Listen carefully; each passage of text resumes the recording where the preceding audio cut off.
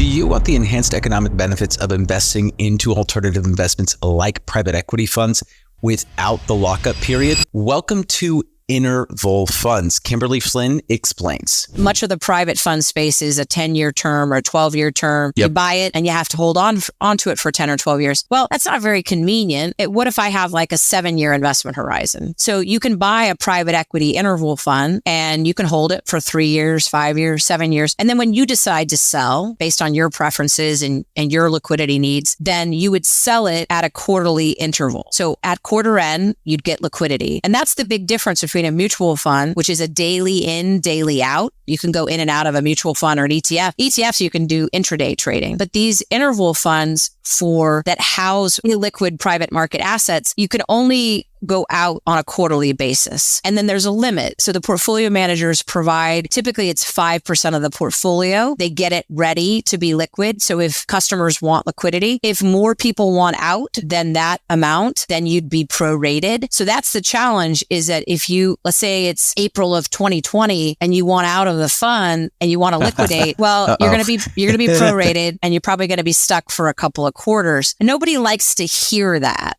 well, I don't know when I'm going to get out of this thing. And if, right. I think as a real estate investor, there's been a lot of real estate investors that have been frustrated being gated or being prorated in some of the non-traded REITs. And part of the reason they do that is they don't, the portfolio managers don't want to be forced sellers. So it is one of the big, trade-offs with these investments. You have the potential for higher return, higher yield, diversification, but there are, specific product features that you're like, hey, I can't live with that, or that's not something I'm comfortable with. And that's a really important trade-off. The whole category of these products is called semi-liquid or evergreen products because they don't have set terminations. And so therefore you need to understand when you're going to be able to get liquidity and how.